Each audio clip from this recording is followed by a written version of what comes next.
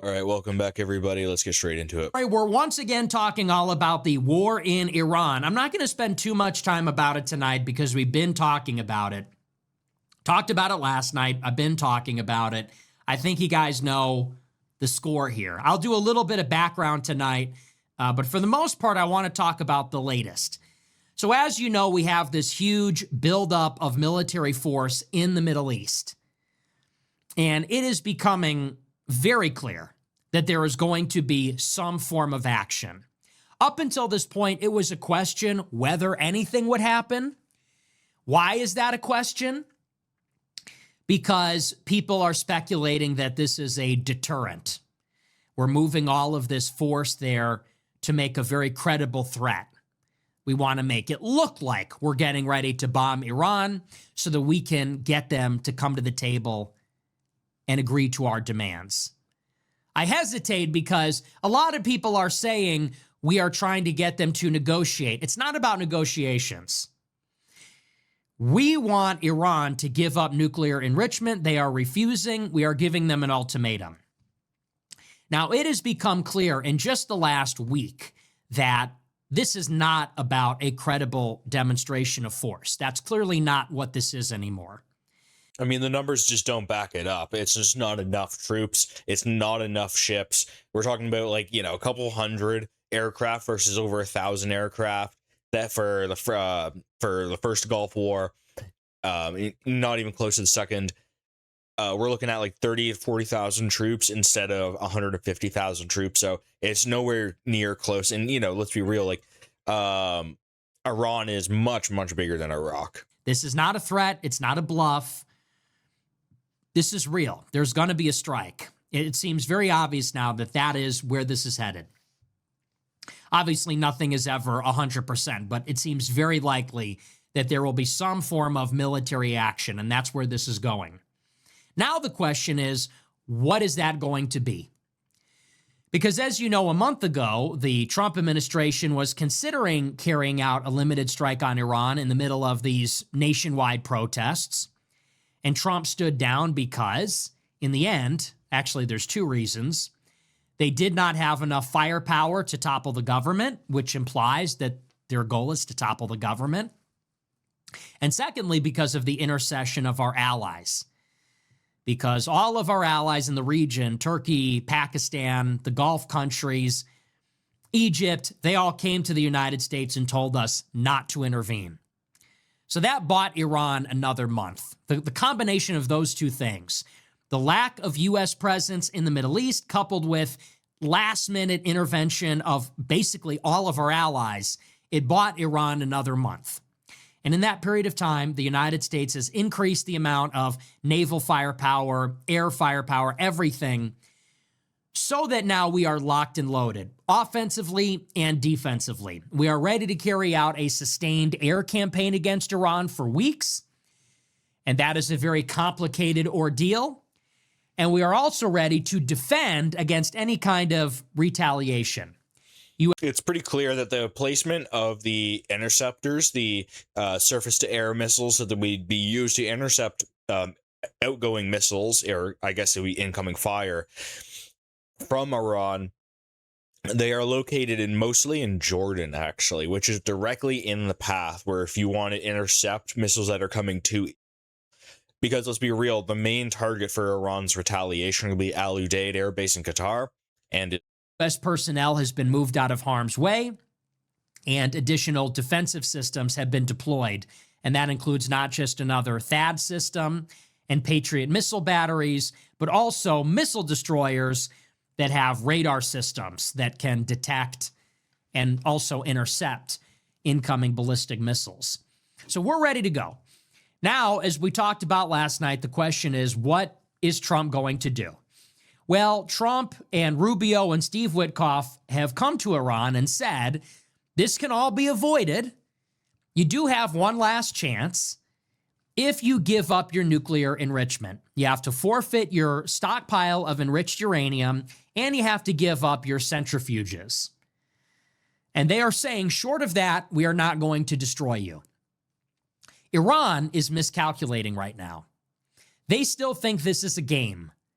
and they're stalling and they're trying to buy time and they think they still have some cards to play. And they're coming to the administration and they're saying, well, maybe we'll give up our stockpile, but we're not going to give up enrichment.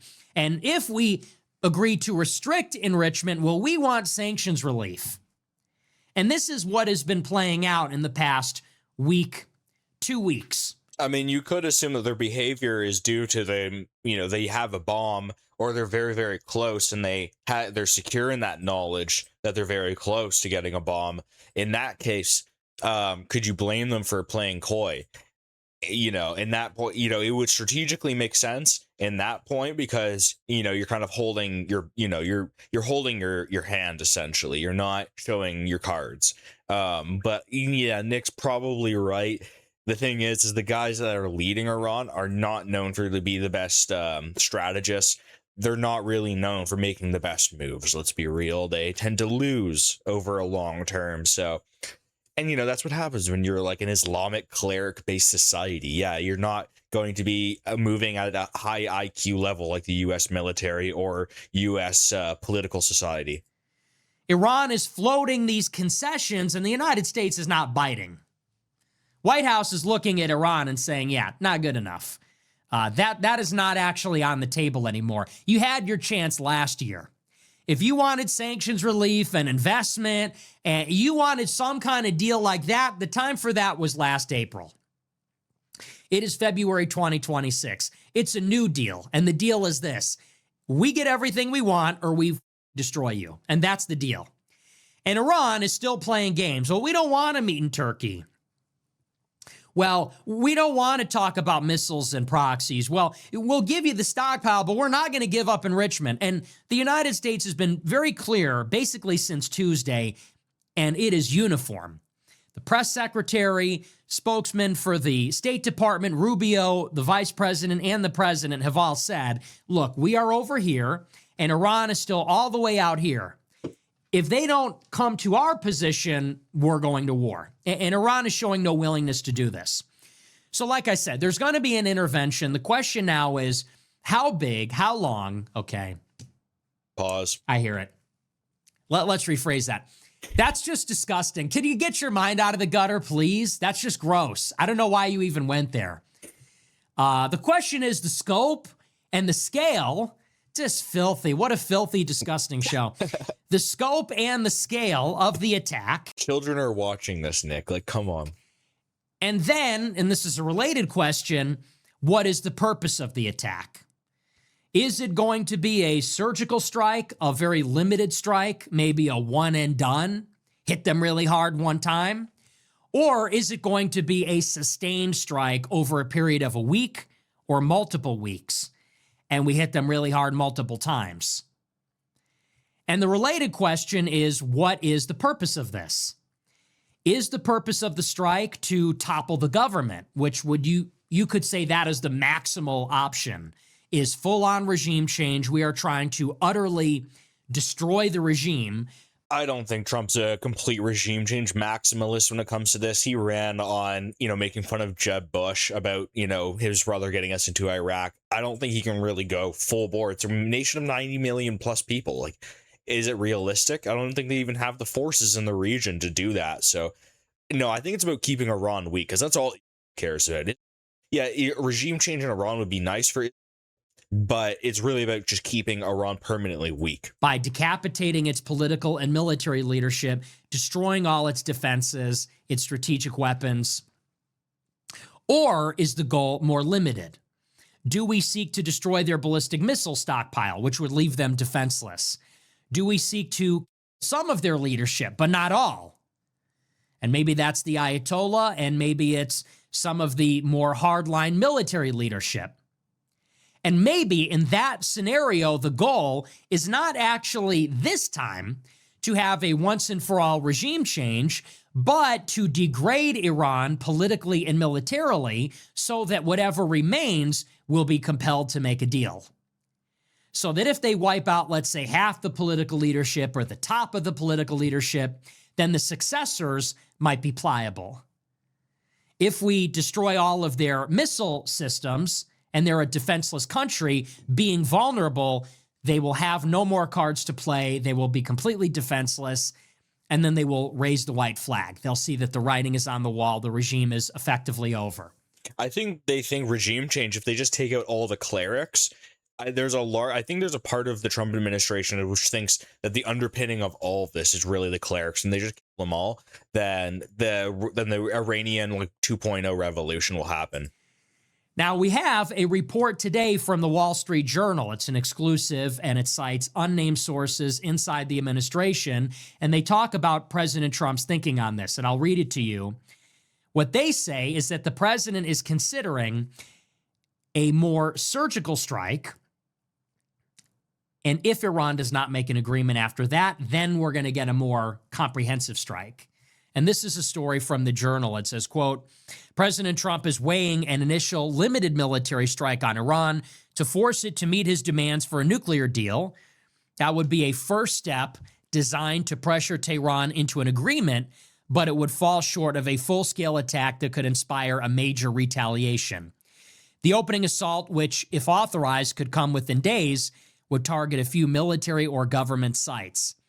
If Iran still refused to comply with Trump's directive to end its nuclear enrichment, the U.S. would respond with a broad campaign against regime facilities, potentially aimed at toppling the Tehran regime. The first limited strike option, which hasn't been previously reported, signals Trump might be open to using military force not only as a reprimand for Iran's failure to make a deal, but also to pave the way for a U.S.-friendly accord. One of the people said Trump could ratchet up the attacks, starting small before ordering larger strikes until the Iranian regime either dismantles its nuclear work or falls. A limited strike would lead Iran to walk away from negotiations, at least for a significant time period, a regional official said, especially when officials in Tehran are currently formulating their response to U.S. demands. On Thursday, Trump said he would decide his next moves on Iran within 10 days. Later, he told reporters his timeline was a maximum of roughly 2 weeks. He said, we're going to make a deal or get a deal one way or the other. So this is some credible information. The timeline is 10 days to 2 weeks. And that does seem to be the timeline. On Tuesday at Switzerland, they said Iran has 2 weeks. So that would be a week from this coming Tuesday, which is in, a half week. If the timeline is now 10 days, that tracks. That makes sense. If the timeline is roughly 2 weeks, this is consistent. So this is roughly the timeline we are working with. And I would actually go further and say, I would imagine there might be strikes within that timeline. I know that Trump loves the element of surprise. And so if he says it's 10 days to 2 weeks, maybe the strike comes towards the end of that deadline, but not outside of it. Maybe. I mean, he used negotiations as a ploy to get Iran's guard down before. He'll use it again. That's the thinking. There is a holiday called Purim, which celebrates the victory of the Jews over the Persians. That's in the beginning of March. Maybe that's the timeline for the attack, because the Jews and the Israelis love their numerology.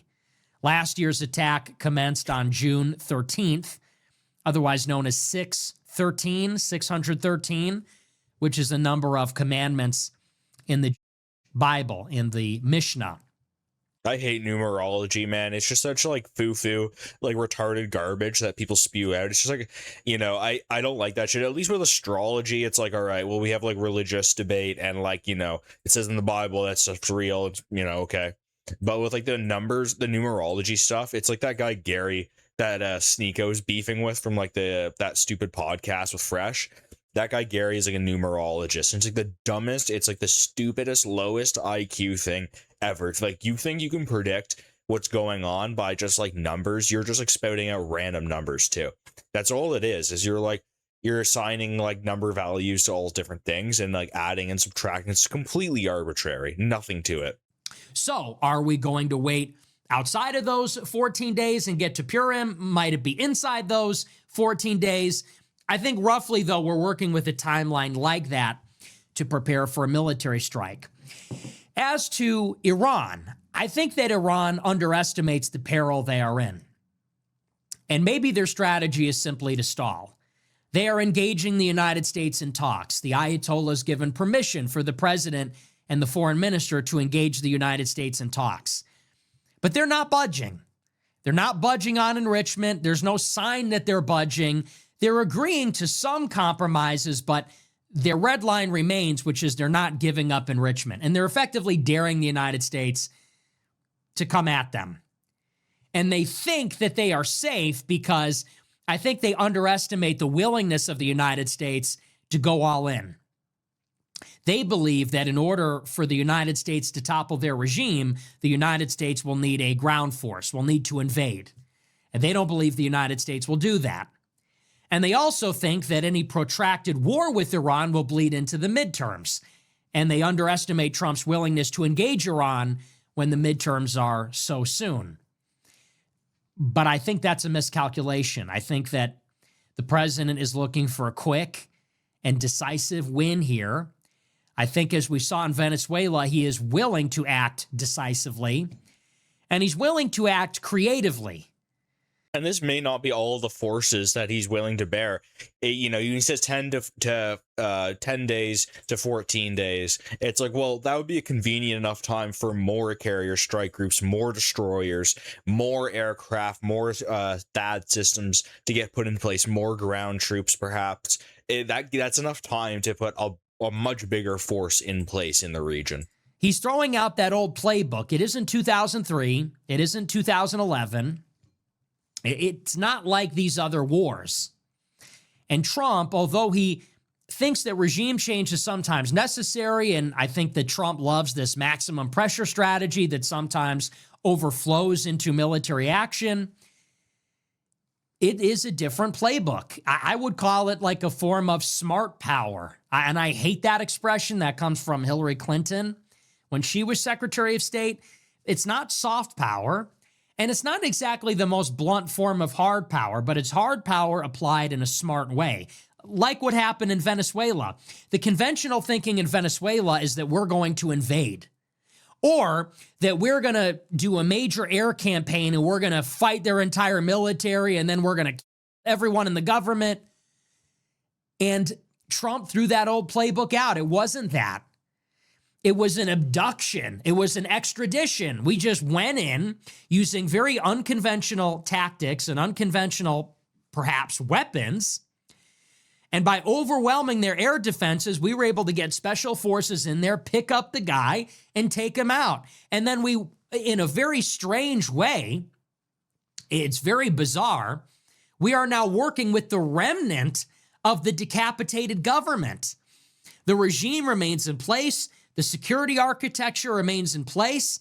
We kidnapped their leader, which is just like the act of war to end all acts of war. I mean, it's got to be so bizarre being like the Maduro remnants. It's like that woman that's running Venezuela now. It's like all the guys under her and ladies. It's like, what is even going through their heads now? I guess the Bolivarian revolution is just continuing on under U.S. imperialism now. I guess we're just doing what the Americans say because we don't want to get, raid. We don't want to get hit with that goy beam. And you have our energy secretary posing for a photo op with the vice president serving the president that we kidnapped. It's unconventional. It's different. It's a different playbook. And I think that Iran, they are looking at the United States in the same way that they would have looked at the Biden administration or the Obama administration or the Bush administration. But it isn't like that. It's a new sheriff, and Trump doesn't play on that timeline. That's not his tempo, and that's not his MO. So I do believe that Trump is willing to act here. And the question now, like I said, is what is it going to be? And according to this article, it says that Trump is thinking about doing a very limited strike. And then if Iran continues to be obstinate, then we're going to go in for a more comprehensive strike. Now, here's why I don't think that is the case. They say that Trump is seeking a limited strike to avoid a retaliation. That if we only hit Iran a little bit, then they're not going to hit us back, maybe at all, or maybe not in a significant way. And when I hear that, when I read that, I think that is just not how Trump operates. Trump doesn't do surgical strikes to avoid a retaliation. Also, once you hit Iran, you lose control of the escalation ladder. Once you hit Iran one time, then the ball is in their court. You drop any ordinance on Iran, and then it is up to them how to respond, and against who, and where, and how much. Now, it's not likely necessarily that if we hit Iran a little bit, that they're going to respond in a disproportionately strong way. I mean, I don't think that's likely. But I don't think that Trump is the type of person. He doesn't seem like the type of president that's going to do a pinprick strike, wait and see, ask them again nicely, will you negotiate, and then going further. Because at that point, you've lost the element of surprise. I mean, Trump, I think, is just operating on this notion that he doesn't want another North Korea where he has to go and meet with like the Ayatollah on some like, you know, in like Oman or something like that. And, you know, shake hands and, you know, act friendly in front of the cameras. I don't think he really wants to have this like Twitter spat like he did basically with Kim Jong-un. I don't think he wants to really have that, because that was kind of embarrassing at the end of the day for Trump, because he didn't really get anything at the end of the day out of North Korea. And we're heading towards the same kind of thing with Iran, where Trump isn't really getting anything out of these negotiations. It just seems all to be a kind of a distraction effort, one for the American people to be like, we're trying to get negotiations, we're not warmongering, and then Iran to get them to let their guard down. And I don't think Iran's really falling for that anymore. You've lost the initiative. It's their turn, so to speak. And I guess it would really depend on what that first strike might look like. And based on what happened in Venezuela, that's just really hard to predict. What would the targets be? Are they going to hit the ballistic missiles? And maybe that might make sense. If we hit all their ballistic missile launch platforms, that would suppress their ability to retaliate. Maybe that's the solution. If we attack their ballistic missile launch platforms in a way that is decisive, then that would actually suppress their ability to retaliate. Maybe they could not retaliate.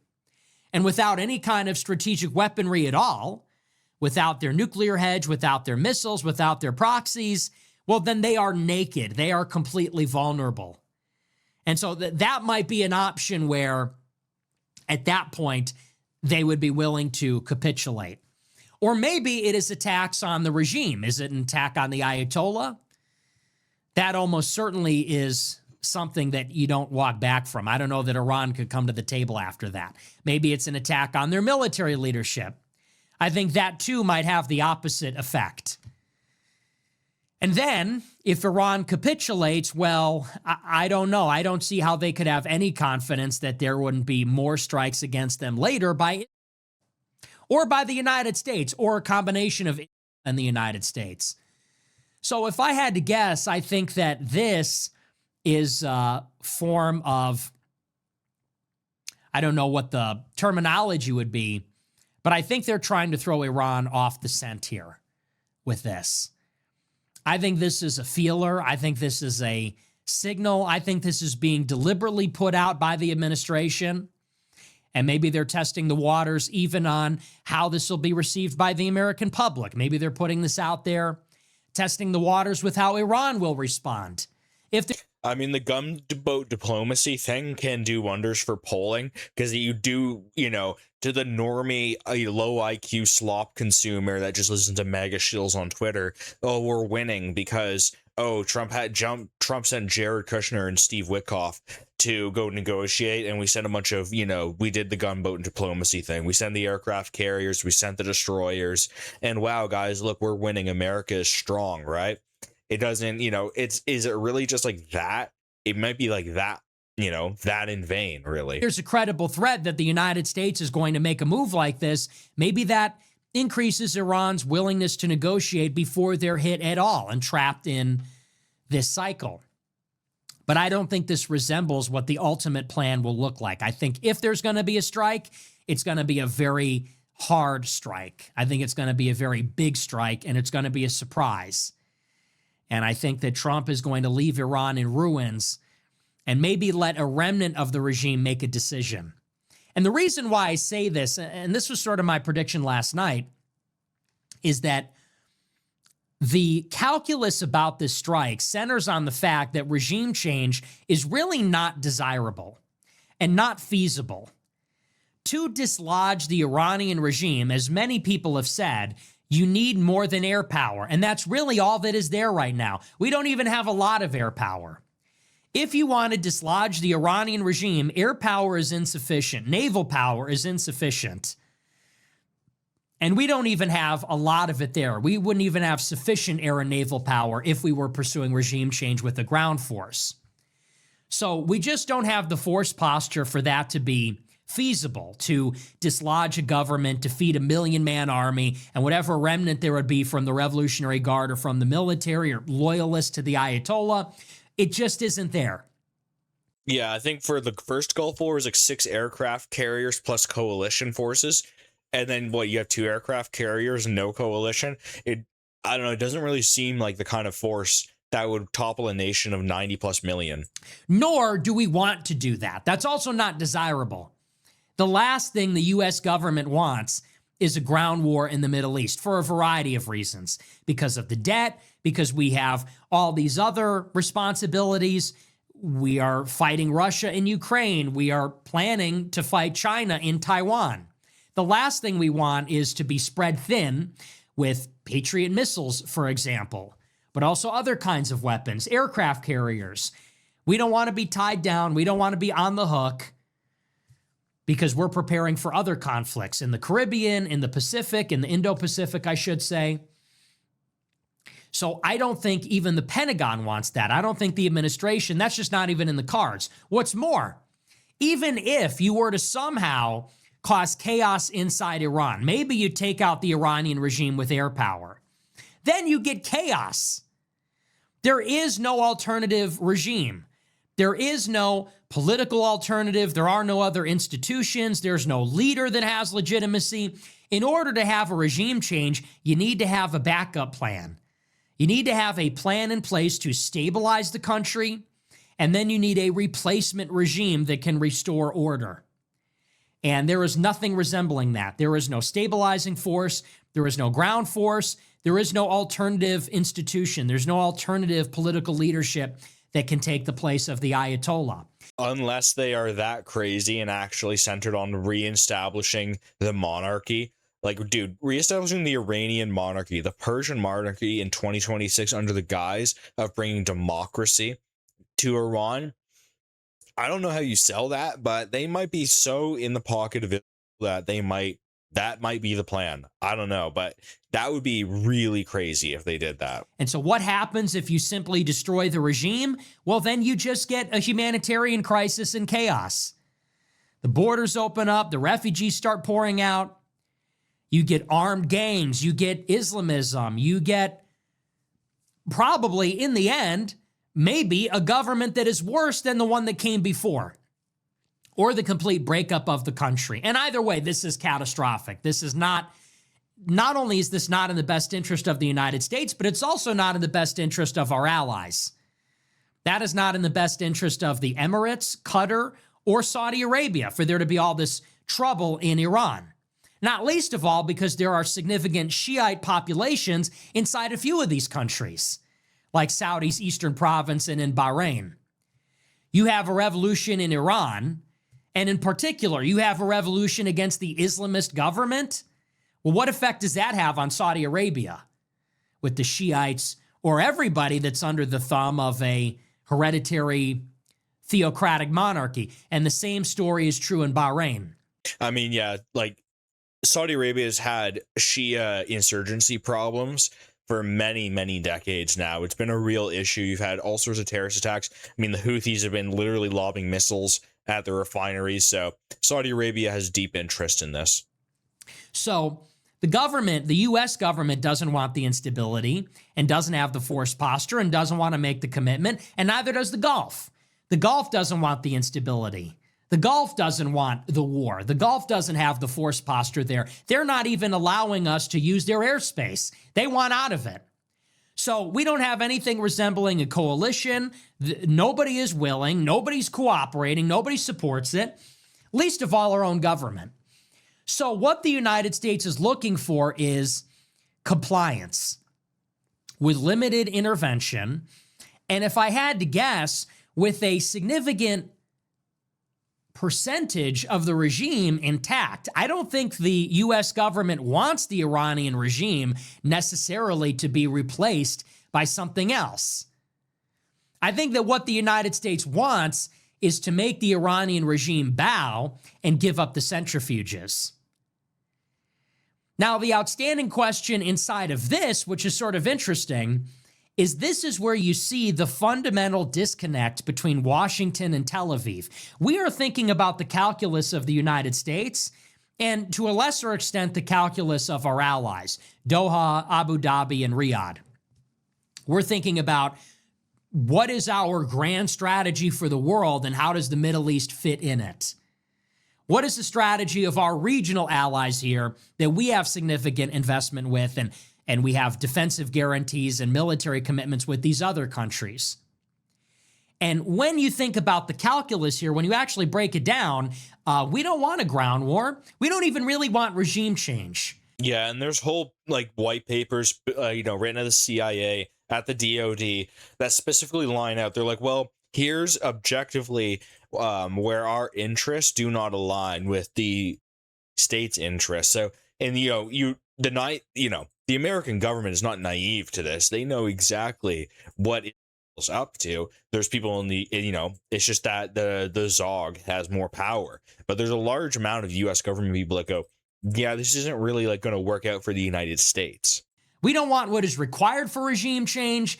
We don't want regime change as an outcome because the instability is too much to bear. And when you basically say it out loud like this, you realize we are completely out of step with it, because what it wants, as I have said for the past 2.5 years, and even longer than that, fundamentally seeks regime change. Does not want a deal. Okay, and it's so funny because people keep talking about this mythical deal that is it's just so elusive. We're trying to get a deal. We just want them to come to the table. And here's what you need to understand. A deal is desirable for Iran, and it is desirable for the Gulf, and it is desirable for us. Why? Because with a deal, the Iranian regime can survive. That's why they want it. A deal means sanctions relief. Sanctions relief means their currency recovers, their economy recovers, they rebuild their infrastructure. It means collective security. It means they can thaw and normalize relations with Saudi Arabia, with Egypt, with Pakistan, with Turkey, with all these countries. Yeah, it really seems like Iran's government really does want to play it safe, which doesn't really seem like the very smart move. And with a diplomatic thaw, with economic interdependence in the region, and maybe this is the most important thing of all, with a working relationship with the United States, they have something resembling collective security. And they feel more safe. They get that economic stability. They potentially find new allies in the region. And it makes it so that other countries do not want to participate in a war against them. So Iran wants this because if they get a deal, then they are golden, then they survive.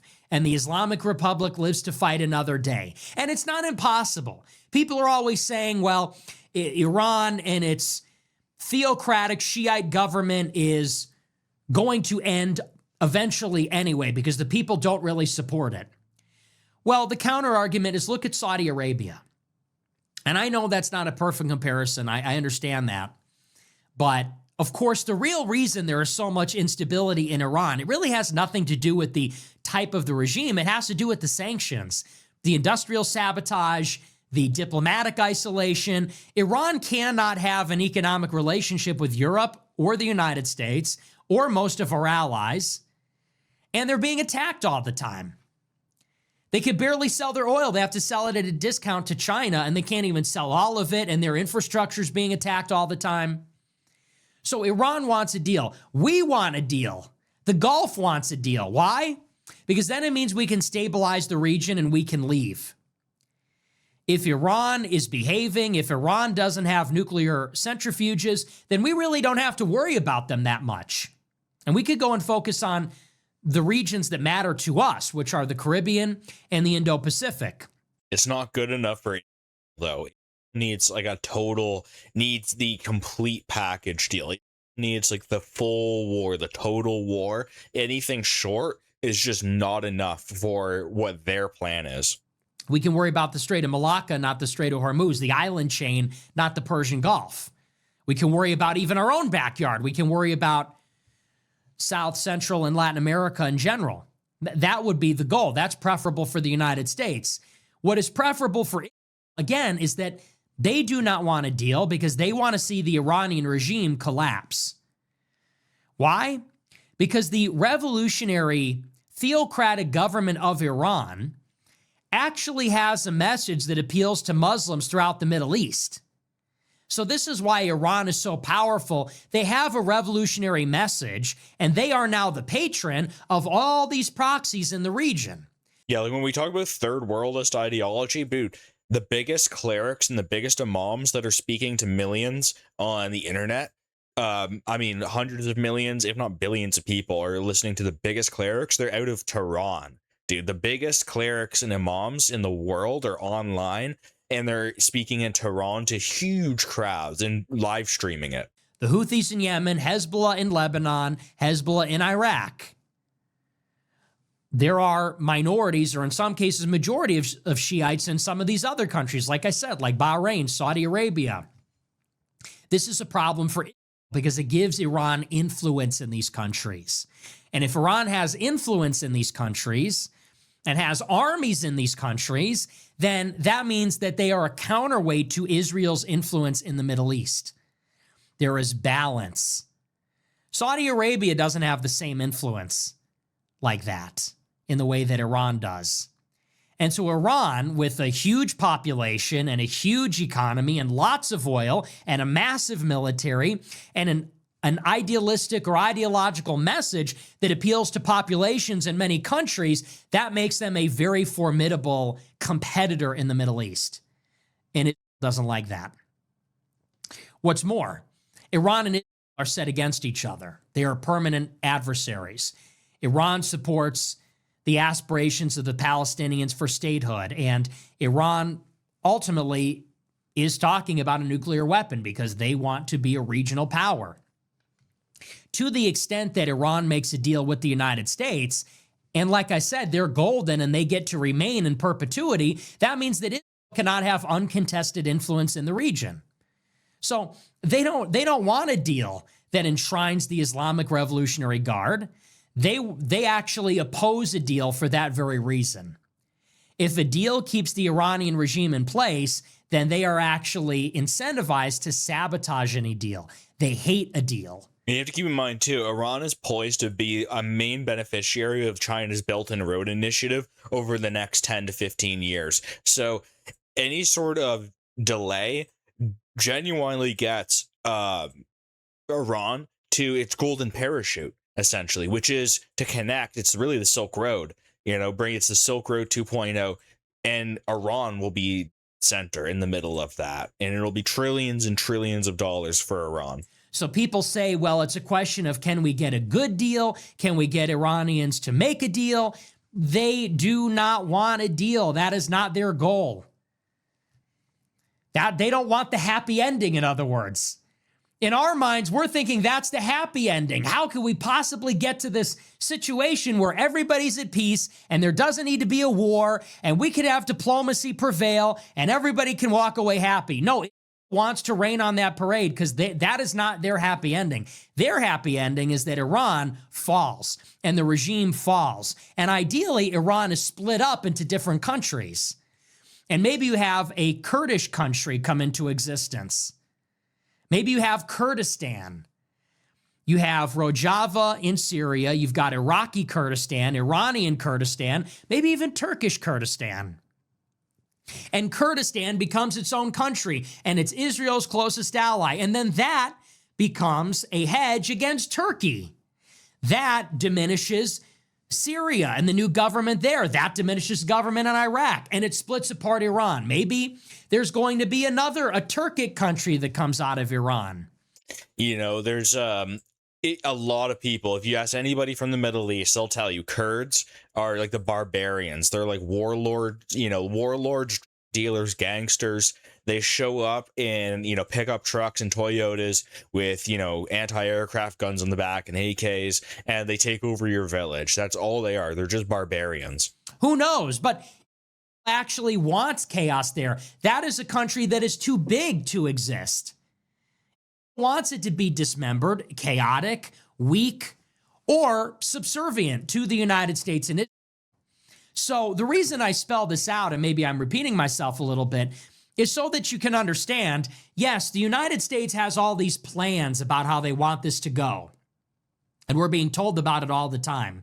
Well, there's this impasse over centrifuges, and the negotiators are working out a deal. You have to understand that is just not the whole story here. And what must always be considered is that it is set on all of this failing. We are diametrically opposed to on Iranian policy. We want a deal.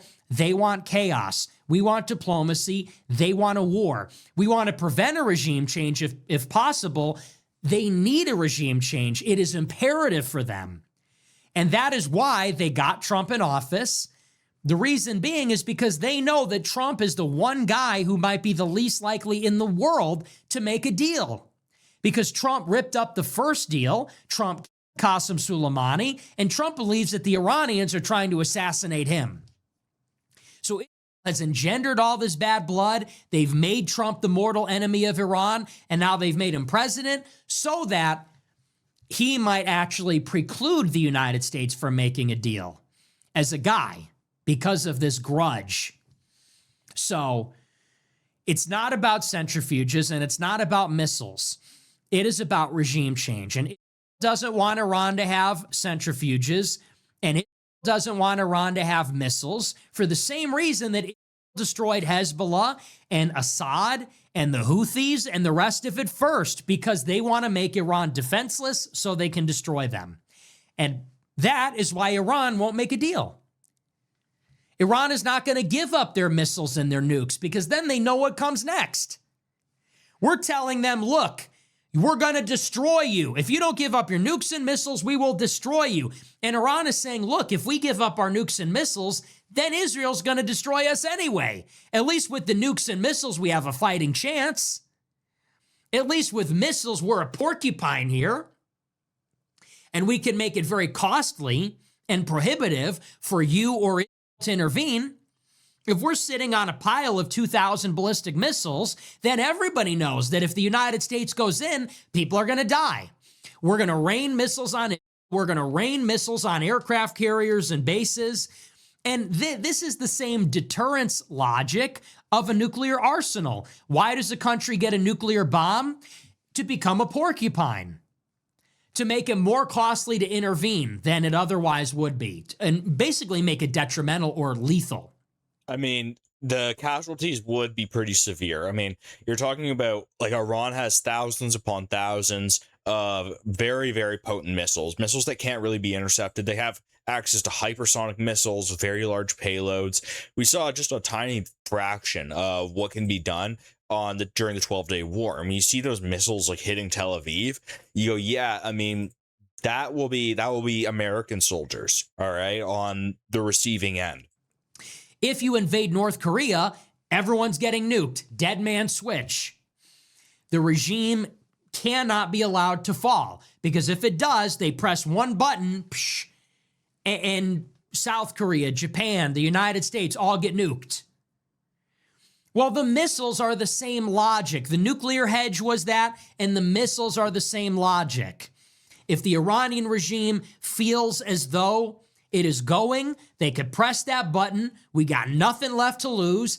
And Israel's a very tiny country. If 1,000 ballistic missiles are falling on you all at the same time, now that's not as bad as a nuke, but that's not a great day either. And it doesn't have a lot of population centers.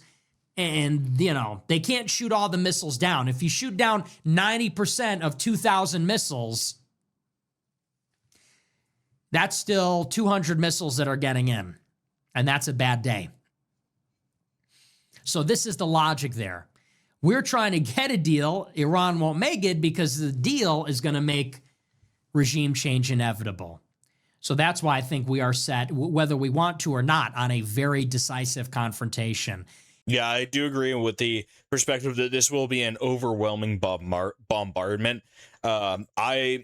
Like I said earlier, I think Trump is giving himself 10 to 14 days specifically to get more firepower into the region.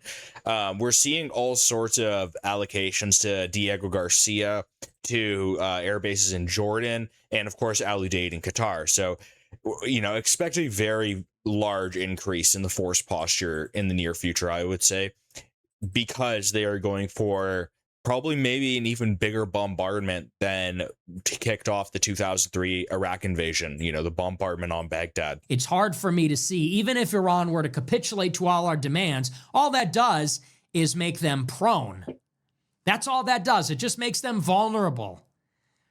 They make that deal, and then you are inviting aggression, and aggression comes in many forms. It was said repeatedly, this is their own leadership, says we want to open up a new front in Iran.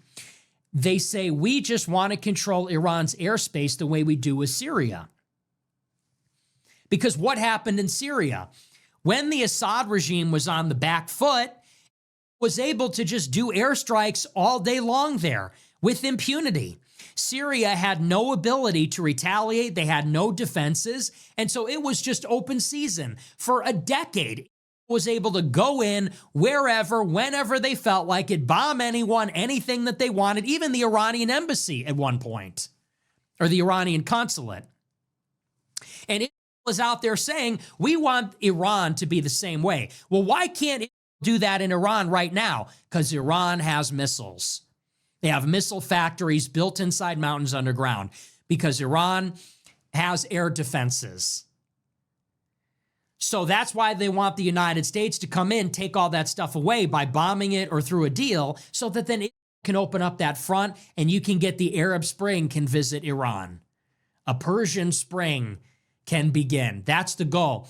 And by the way, the reason they say that out loud is to scare the Iranians. That's why they say it. Why do you think I know that? Because it's in the Jerusalem Post. It's in I-24. Out there all the time saying, we want to bomb Iran. We can't wait to go to war with Iran. The decision's already been made. We want to bomb them all the time. The reason they say that is because Tehran hears that, and Tehran says, well, so we're never giving up our missiles. I mean, Tehran sees the massive crowds of a Persian monarchy supporters that are pretty much just waiting to have like a Zoroastrian, astrologer cult like established into, Persia. Like, what kind of world are we living in, dude? It's 2026. We do not want to establish like a Persian monarchy. It's like super stupid. As a matter of fact, we'll do a preemptive strike because we're going to lose them in a war. We're going to lose them in negotiations. Well, we built them and we're going out anyway, so we might as well use them. That's the logic here. So people think we're going to wiggle our way out of this one. It's not going to happen here. This is going to end in a decisive confrontation because that is what Tel Aviv wants. That is what they have always wanted. That is what happened in Iraq. That is what happened in Syria, Libya. That is just what happens. And like I said, the grand prize is that then they control the whole region. And that's worth it to them. They're willing to lose Europe. They're willing to lose the Muslim world because they're not counting on returning to the status quo from before this conflict. And that includes, within that status quo, the Islamic Revolutionary Government remaining in place. So that's where we are. 2 weeks, countdown, 2 weeks to the war. And I don't think it's going to be a pinprick strike and then we're going to ask them politely again. And then we go, I don't think it's going to be that. I think it's going to be heavy and it's going to be creative like Venezuela, unpredictable. That is Trump's MO. He loves the element of surprise. And you got pressure on the timeline because, one, the longer we wait, the more Iran rebuilds their capability. And two, you got the midterms in 8 months. So the longer we wait, that window is closing before we're in an election. It becomes a campaign issue, and Democrats are going to say, well, we don't want to support the war. So that's where we are. We are going to move on, though. We're going to get into this other story here. All right, next video, guys.